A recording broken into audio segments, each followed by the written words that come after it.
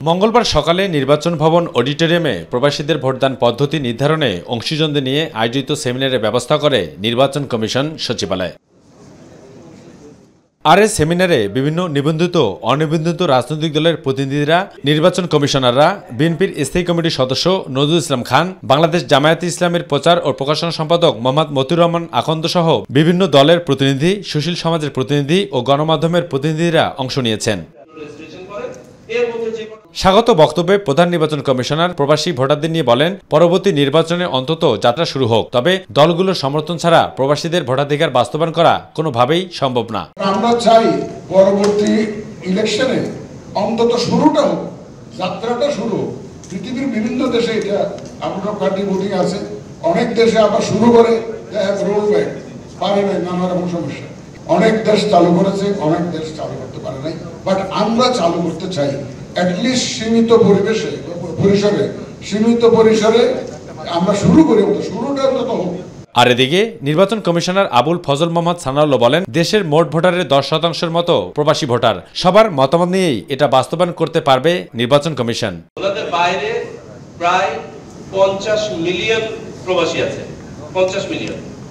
এই 50 মিলিয়ন প্রবাসীর মধ্যে 2016 থেকে 2024 সাল পর্যন্ত অনলাইনে ভোট দেওয়ার জন্য রেজিস্টার করেছিলেন অনলি 1.84 মিলিয়ন এবং ভোট দিয়েছেন লেস দেন 1.5 মিলিয়ন।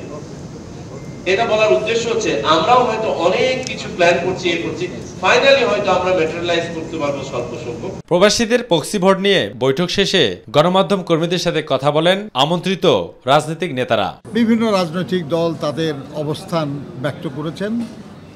আমরা তাদেরকে বলেছি যে যা আপনারা এখানে প্রেজেন্ট করেছেন এগুলেন আমরা শুনলাম, আমরা আমাদের দলে এই নিয়ে আলোচনা করে আমাদের দলের অবস্থান আপনাদেরকে আমরা জানাব। আমরা আশা করি আগামী নির্বাচনে প্রবাসীরা ভোটাধিকার পাওয়ার মাধ্যমে বাংলাদেশে প্রত্যেকটি নাগরিকের যে নাগরিক অধিকার সেটা প্রতিষ্ঠিত হবে ইনশাআল্লাহ। আমরা নির্বাচন কমিশনকে অনুরোধ করেছি তাদের সর্বোচ্চ চেষ্টা করার জন্য, যাতে বাংলাদেশিরা যারা প্রবাসীরা আছেন তারা সবাই তাদের ভোটাধিকার প্রয়োগ করতে পারেন। এক্ষেত্রের জন্য পাইলট করে অল্প কিছু মানুষের ক্ষেত্রে ভোটাধিকারের সুযোগ দেয়া, অন্য মানুষকে ভোটাধিকার প্রয়োগ করার ওই সুবিধার থেকে বাইরে রাখা, এটা যেন না হয়। এই যে প্রক্সি সিস্টেম, এই সিস্টেমটাকেই আমরা গুরুত্ব দিচ্ছি। গণ অধিকার পরিষদ এই সিস্টেমটাকে আমরা গুরুত্ব দিতে চাই।